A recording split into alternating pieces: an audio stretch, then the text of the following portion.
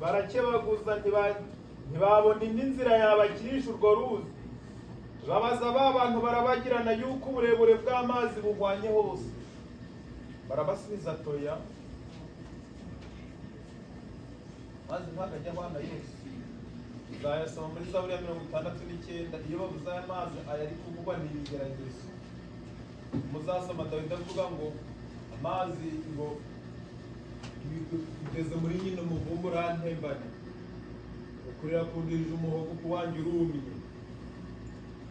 Hepfo aravuga ngo ibyondo by'isayo birantwaye. Ngo hano barabasubiza batoya, amazi ntabwo areshya hose, ariko ntitubasha kubafasha muri byo, kuko kwizera umwami nyir'ururembo kwanyu ariko kuri butume mubona aharehare cyangwa hagufi. Asoma ngo kwizera kujya gukomeza umurwayi mu ndwara ye. Hepfo baramanuka baravogera. Impamvu nasomye amagambo ni ukubabwira hariya iyo kwizera kugabanutse kwacu guhuye n'ibibazo. Iyo tuvuye mu biro byiza, buriya umuntu wari uri mu kibazo iyo ahuye n'ikindi kigeragezo atandukanye n'umuntu wari uri mu byiza ahuye n'ikigeragezo.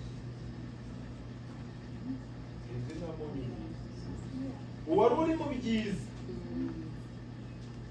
agahita ahura n'ikigeragezo atandukanye n'uwari usanzwe mu kigeragezo akaba ahuye n'ikindi. Uwari uri mu kigeragezo niba yari afite imbaraga zo gushobora kukihanganira, uwo nguwo iyo ahuye n'icya kabiri ajya yibuka rya sezerano rivuga ngo n'iritari ryarakeye. Naho wa wundi wari uri mu byiza, iyo umuntu ahuye n'ibi bibazo bano nabo babanje bagera mu gihugu cyitwa Beura ngo babona ubwiza bw'igihugu, akazi kabonetse, abantu bari kurya bagahaga, nta mpanuka ihari, byose bimeze nk'uko uri kubyifuza. Iyo icyo gihugu kigeze hakaba hajeho umwijima gato, ubwenge bujya busimbuka. Mwumve, baramanuka baravogera, Mukristo atangira kurengerwa, atakira byiringira ati ndengewe n'amazi maremare, ibigogo by'Imana n'umuraba wayo byose birandengeye. Atangira kujya abona irya jambo ryajyaga rimukomeza, atangira kujya asomamo ya mirongo ivuga ngo ibigogo by'Imana birandengeye. Ni Zaburi ya 42.